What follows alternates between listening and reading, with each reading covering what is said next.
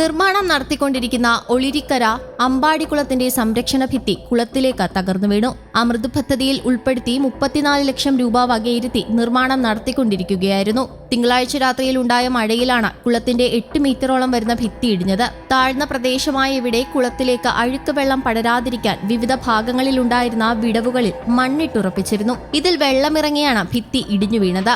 നിരവധി പേർ കുളിക്കാനും അലക്കാനും പതിവായി ഇവിടെ എത്താറുണ്ട്. മഴ മാറിയാൽ ഉടൻ തകർന്ന ഭാഗം പുനർനിർമ്മിക്കുമെന്നാണ് കരാറുകാരൻ ഉറപ്പു നൽകിയതെന്ന് കോർപ്പറേഷൻ അറിയിച്ചു.